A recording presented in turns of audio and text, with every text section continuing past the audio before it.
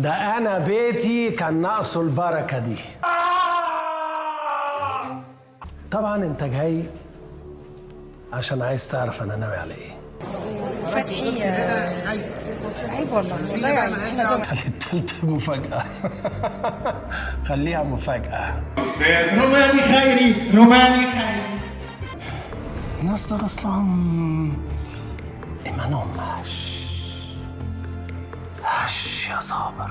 ممثل غامض ملوش ملكة، شخصيته مش واضحة، ما تفهمش هو طيب ولا شرير. يعني في ممثلين كتير عملوا شخصيات قريبة من شخصيتهم الحقيقية، لكن فتحي عبد الوهاب ممكن تلاقي له دور عمله شبه شخصيته. مفيش اي دور. فهنحاول في الفيديو ده نفهم شخصية فتحي عبد الوهاب ونراجع أعماله اللي بيغلب عليها الشخصية السايكوباتية، يعني حاجة كده شبه السيرة الذاتية. بس انا الحقيقة ضد فكرة تقديم السيرة الذاتية لأي حد من المشاهير. خالص؟ طبعا.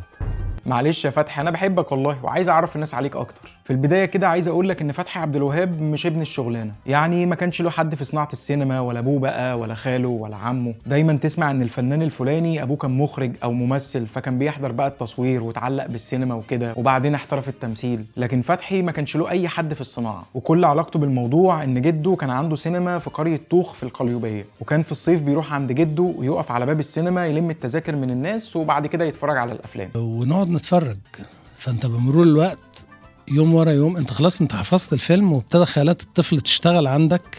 وبداية تمثيله على مسرح الجامعة وهو في كلية تجارة كانت صدفة. راح في يوم الكلية وهو متأخر عن المحاضرة، فواحد صاحبه قال له تعالى معايا نقعد في مسرح الجامعة بدل ما تقعد في الحر. وبالصدفة كان في بروفات لمسرحية اسمها انت حر، وكان بيخرجها صلاح عبد الله، وعرض عليه صلاح عبد الله يطلع يقول جملة في المسرحية، فوافق فتحي وطلع قالها، ومن ساعتها ما نزلش من على المسرح ولا ساب التمثيل. وكانت الجملة بتقول لقد ولدتنا أمهاتنا أحرارا وانا مش تور ولن نستعبد بعد اليوم. مظبوط، هي دي الجملة اللي انا قلتها اول حاجة فعلا. وبدأت علاقته بالتمثيل في مسرح الجامعة زي بقية جيله، وفضل يشتغل مسرح قبل ما يحترف التمثيل لمدة 8 سنين. وده اللي خلى فتحي عبد الوهاب ممثل لتقله ويقدر يلفت الأنظار حتى لو بدور صغير أو حتى مشهد واحد. وفعلا ده اللي بيحصل لفتحي عبد الوهاب لما بيعمل أول أدواره الصغيرة مع الزعيم عادل إمام في فيلم طيور الظلام وفيلم بخيت وعديلة. وخليني أقول لك ليه الممثلين اللي خلفيتهم مسرح بيلمعوا قوي لما بيشتغلوا في السينما. مسرح عامل زي الوكالة بتاعت العربية، بيظبط صوتك، بيظبط جسمك، بيظبط نفسك، بيظبط سرعة رد فعلك، بيظبط الحاجات دي كلها. المهم الدورين اللي عملهم فتحي مع الزعيم عادل امام بيلفتوا انظار المخرجين والمنتجين وبياخدوا بالهم انه مشروع ممثل كويس. بعدها بياخد دور اكبر شويه في مسلسل الوتد مع يوسف شعبان وهدى سلطان، لكن لسه الجمهور لحد هنا ما يعرفش فتحي عبد الوهاب، لحد ما السنه اللي بعدها بيشترك في فيلم صعيدي في الجامعه الامريكيه اللي كان فتحه خير على جيل كامل، هنيدي والسقا ومنى زكي وطارق لطفي وهاني رمزي وفتحي عبد الوهاب. وفي الفيلم ده بدات الناس تتعرف على فتحي، الوحيد اللي كان دوره جد في فيلم الناس كلها بتهزر، تمثيله مظبوط بالشعره، وبدات تبان شخصيته الفنيه. دي بقى اسمها الإرادة الشعبية. وانت بقى مسؤول الإرادة الشعبية؟ أي حد من أسوان لإسكندرية يتمنى يعمل اللي أنا عملته. أنت نفسك تتمنى تعمل كده. فيخليك تاخد انطباع انه مدرسة التمثيل الجد اللي ما بتهزرش واللي غالبا ما بيعرفش يضحك. لكن السنة اللي بعدها بيشترك في الفيلم الأيقوني فيلم ثقافي. بيتكلم كأننا لا هنعرف بنات ولا هنحب بنات ولا هنتعندل نتجوز وهنقضي بقية حياتنا كده أفلام يا أخي. فترجع تقول لا والله الراجل دمه خفيف وهزاره مقبول، ولحد ما بيشترك في فيلم بحبك وأنا كمان، الفيلم اللي الحاجة الوحيدة اللي لسه فاكرينها لحد دلوقتي هي شخصية سمير سبوت، ودي كانت بداية ظهور الشخصية السايكوباتية لفتحي عبد الوهاب. كان عامل دور كهربائي اسمه سمير سبوت، مريض نفسي عاشق للمطرب نور حمدي. رياكشنات غريبه بقى طول الفيلم، بيضرب الراجل بالسكينه علشان بيمنعه يدخل الاستوديو، بيقتل المطرب المنافس لنور حمدي. يا بشير اللي خدت لك حقك منه. يعني إيه خدت لي حقي؟ يعني قتلته. قتلته؟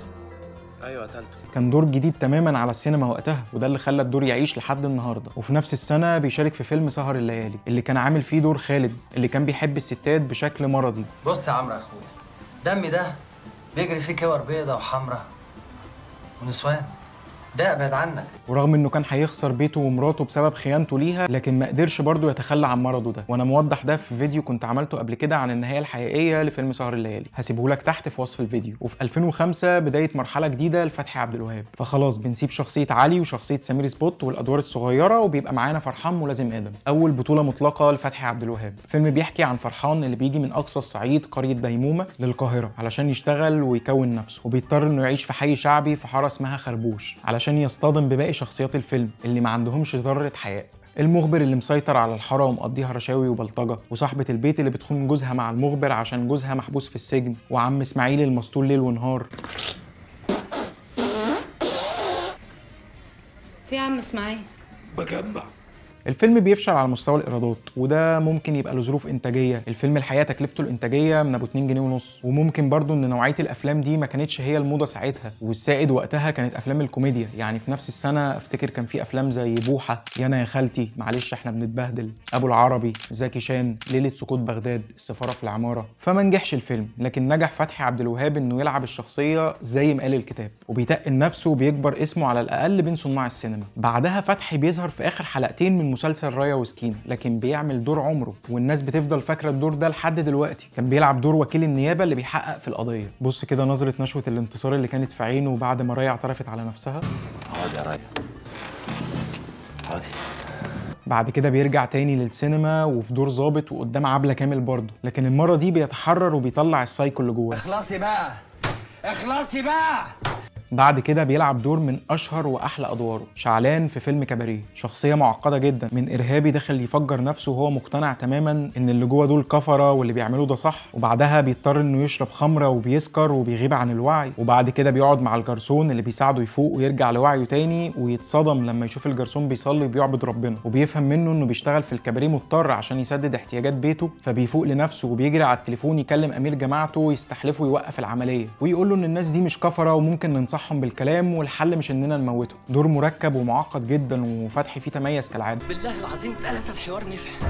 توسل اليك يا اسماعيل، في ناس هنا ما تستاهلش تموت يا اسماعيل. نسيت اقول لك ان قبل الفيلم ده بسنه كان عامل مسلسل بطولته مع رانيا فريد شوقي اسمه عائله مجنونه جدا. ناس كتير كانت بتتفرج على المسلسل ده ونجح على المستوى الجماهيري، وفتحي فيه كان دمه خفيف وهزاره مقبول. نرجع تاني للسينما، بيعمل فتحي افلام زي عزبة ادم وخلطه فوزيه وعصافير النيل، لكن الافلام دي ما بتنجحش قوي على مستوى الايرادات، ومن بعدها ما بيتصدرش فتحي عبد الوهاب بطوله الافلام، وبيفهم انه بيتميز اكتر في اداء الادوار التانيه، وبيشارك في الفيلم الكوميدي زهايمر مع عادل امام للمره الثالثه، وبعدها في فيلم ساعه ونص دور عبد العزيز الفلاح الامي اللي بيتجوز بنت عمه واللي بتبقى دكتوره، فبيحس بالفرق بينهم. عليا بالطلاق، بطل العاده التخلف بتاعك ده.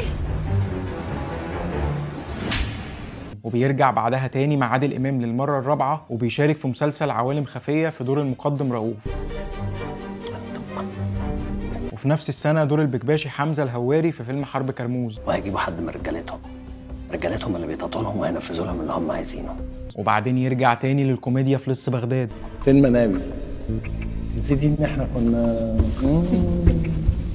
طارق كساب في القاهرة كابل، وكيل النيابة في الاختيار 2، ودور إبليس في فيلم وعد إبليس، ودوره في مسلسل جزيرة غمام، الشيخ اللي كان عايز يسيطر على أهل الجزيرة باستخدام الدين، وبعدين يرجع يهزر تاني في الكبير قوي الجزء السادس. أنا ما قتلتش عمرو مصطفى عشان ما كنتش بعشق مصطفى عمر. ولحد ما بيوصل لدوره في مسلسل المداح الجزء الرابع، بيلعب دور الشيطان للمرة الثانية في مسيرته، لكن المرة دي باقتدار شديد، وبشهادة الجميع إن جمهور مسلسل المداح زاد بعد مشاركة فتحي عبد الوهاب في الجزء الرابع، وبيعمل فتحي عبد الوهاب ماستر سين في الحلقات الأخيرة في مشهد عبقري، كان لابس الشخصيه بشكل مرعب حرفيا وهو سايب ايده، وتعبيرات وشه كانت بتشرح كل حاجه من غير حتى ما يتكلم. ونرجع لسؤال الحلقه، احنا ليه بنحب فتحي عبد الوهاب؟ سؤال مغري جدا لأنا.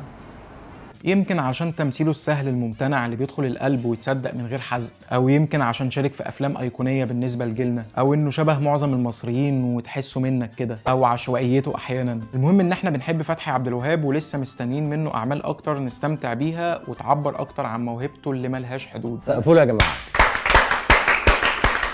برافو.